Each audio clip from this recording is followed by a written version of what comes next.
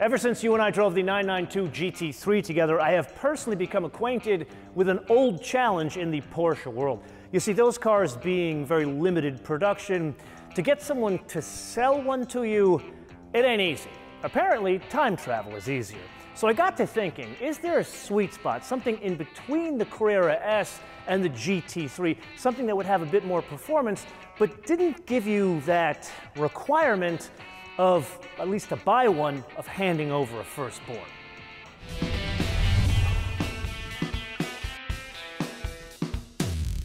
Okay, so let's get something out of the way right at the top. The big difference between a serial production 992 and a 992 GT3, aside from the engine that is made of frankincense and myrrh, would be the front end. That does not make the trip to the GTS. The GTS has the same McPherson strut suspension that we see and experienced in every other 992 since we drove it back in Spain in early 2019. That being the case, what are the differences? The biggest would be the engine. It is the same engine. It is a 3-liter flat six that's turbocharged, but instead of 443 horsepower, it's 473 horsepower. The torque also changes. It goes up by 23 pound-feet to 420. Now, it is on offer either with the 8-speed PDK or the 7-speed manual in all different flavors, and for the avoidance of doubt, it can be had as a coupe, a convertible, a Targa. It can also be had as all-wheel drive or rear-wheel drive only. The only one, as you can imagine, that does not get the rear-wheel drive treatment, sadly, is my favorite flavor, and that would be the Targa. How do they get more power out of the same exact engine? Answer, they fool with the boost pressure. It goes from 14.5 psi to 18.3. But now we need to get to performance figures. And here there is a bit of a jump from the Carrera S. So 0 to 60 in a coupe, that would be 3.2, 0 to 60 in a Targa, 3.3, as opposed to 3.9 and 4.1 respectively. VMAX moves to 193 for the coupe, 190 for the Targa. Now, this is the point of the episode where you and I would normally jump to driving. However, before we do that, I feel it prudent to point out two other changes that mostly have nothing to do with the greasy bits. First and foremost would be the wheels. Now here, the sizing hasn't changed, especially the fact that they're staggered from front to rear. But what has changed, they're pilfered from the 992 Turbo we've already driven, and that's fitted as standard to all 992 GTSs. Specifically the design of the wheel and the fact that they're center locks. Then look to the front and the rear of the car. They've changed the design. Now, last year you and I drove a Targa S that was bright yellow. That introduced to us the sport front fascia. I have always thought the front end of a 992, it doesn't look finished. It's like an open fish mouth. But when we saw that sport front fascia on the 992 Targa, transforms the car, and not just because it's a Targa. I would argue this is one of the most important changes about the GTS. With that, somewhat of a change of scenery today, not our usual shoot road, rather North Georgia. Why? Perhaps you were unaware, but the roads north of Atlanta, specifically north of Cumming, Georgia, stunning, much like this one. The car, 3,433 pounds, or depending on how you express your weights and measures, 1,557 kilograms. Now, if this were a Targa GTS, it would be 300 pounds heavier. With that, 3 pedals, Sport Plus mode. Oh yeah, it bites around, oh wow, bites around 3,000 RPM, but when it hits about 5,000 RPM, it absolutely comes alive. You notice the difference in that boost pressure, maybe really about 4,500 RPM. It's not that it feels different the way it delivers power, rather it's like someone just turned up a knob. The volume is much louder with this. Is it to the point of, say, a GT3? No, but wow, this is a quick car, man. What a difference the way this thing delivers power. Now, I do have to say, I am a huge fan of the manual transmission, but this isn't just a case of having a manual transmission in a car like this. This is a case of a good manual transmission, and I would argue paired with the extra boost of the GTS power plant, net, is there a huge difference the way this delivers power from, say, that of the Carrera S? Short answer, no. Long answer, listen to this. Ho ho! That sounds magnificent! magnificent. You see, this around town, not pushing it aggressively, it displays the same character, the same personality. Oh, the same personality of the Carrera S. However, when you get it out on a road like this, push it more aggressively, anything about, say, north of 5,000 RPM, it's all about a higher fidelity. The best way to describe it is GT3 Light. You see, this car I drove second in the day. I drove the Targa GTS first, and that car does not have a number of the chassis control changes that make up a GTS. Like, for example, the GTSs come fitted with PASM Sport standard. That means they ride 10 mils lower. Everything except for the Targa. The Targa remains the higher right hat, but does have the PASM, meaning the adjustable dampers. The other thing that GTS brings to the table are helper springs. Now that brings about the obvious question. What the hell are helper springs? Well, you may remember them from the 992 Turbo episode, and what they do is bring about more suspension travel when the standard suspension is extended completely. And that makes a bit of a difference in both ride quality and the way this car handles.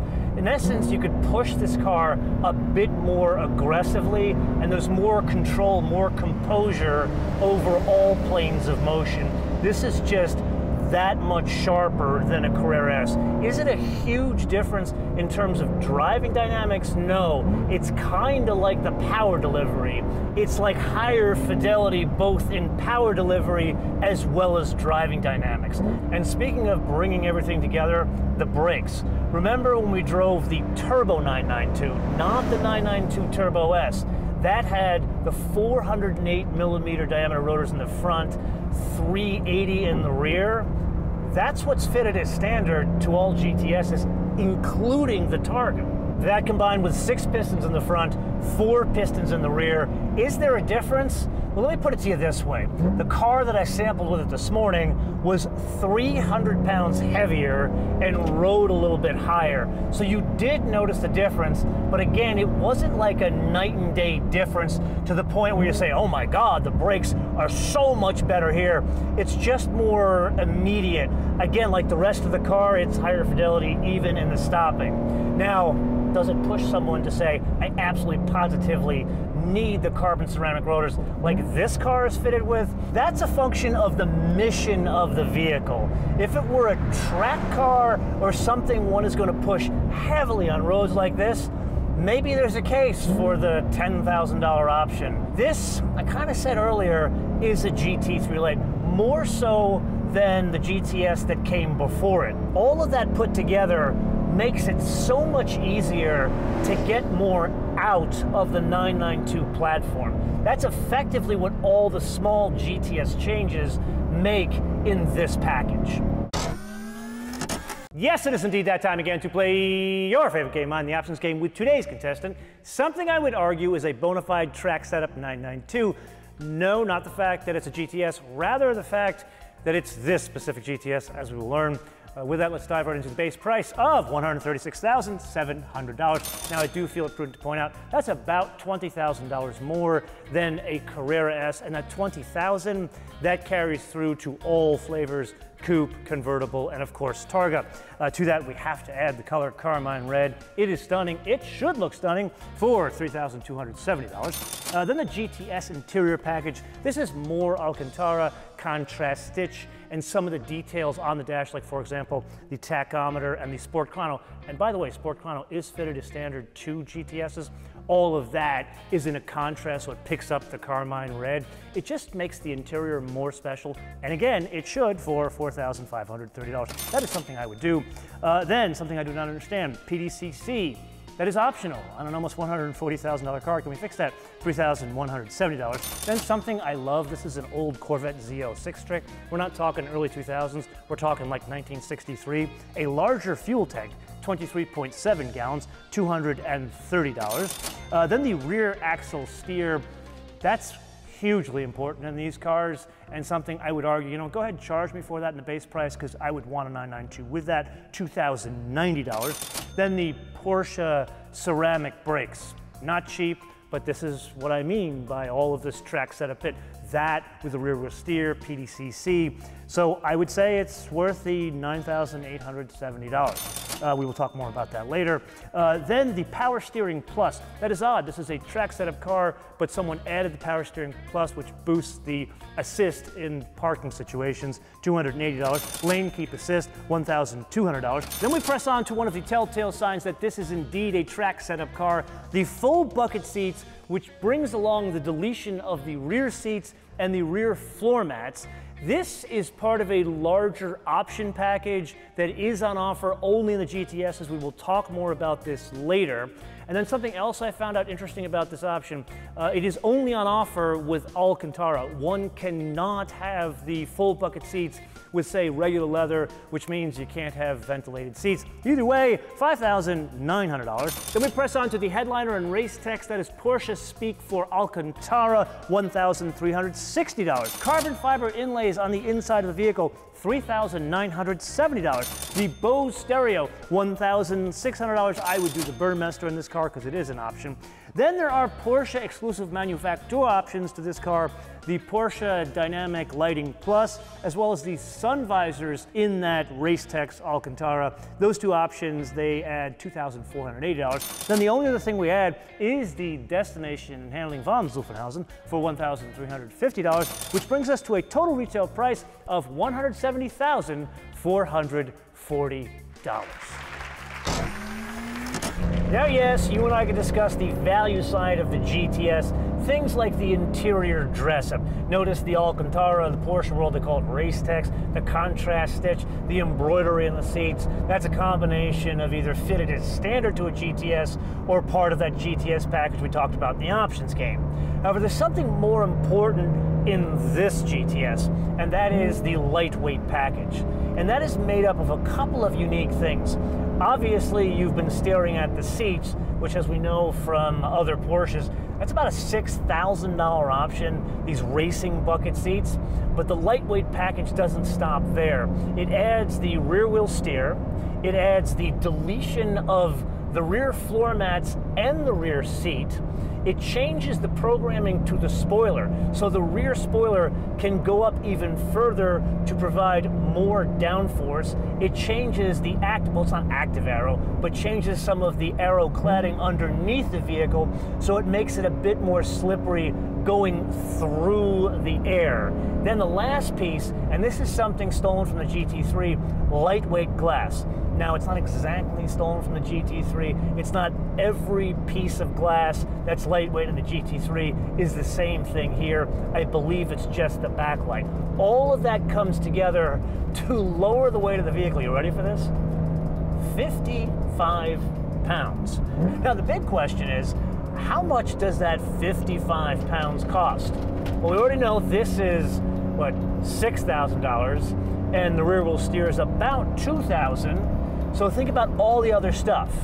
Here, believe it or not, it's a value. It's like $9 grand when you put all of that together. So there's things that can't be had by individual pricing in the options list, but it does make it a much more fun car to push a little bit harder. Now, granted, do I notice the 55 pounds? Even on a track, you're gonna notice 55 pounds? Now, if I were a bet man, I'd say in most hands, this would amount to mere window dressing. However, in the right hands, this would be that little fine tuning to push it over the edge. Admittedly, I've made it no secret that the Targa is my favorite flavor of 992, so yes, I am asking for the best of both worlds. And in keeping with the theme of the GTS, there are bits that are fitted as standard to a GTS that cannot be had on other 992s. Yeah, there's stuff that can be had by writing a check, but things like the added power, the brakes, the wheels, and the helper springs, those are only on the GTS. So let me add one more thing here. How about a Targa GTS with the suspension, two-wheel drive? A manual, but that's already on offer. Yeah, I think I've asked for a lot in this episode, so I'm just going to turn this around to you guys to opine in the comments below or via our social media, Motoman TV, all one word, Motoman TV, all one word, Facebook, Twitter, and Instagram. And with that, I would once again like to humbly request your help with the algorithm. What does that mean? Clicking like, yes, leaving comments, but most importantly, sharing these episodes with your friends on all your socials, including Reddit, and yes, subscribing, clicking notifications. Until I see you in the next episode, bis später.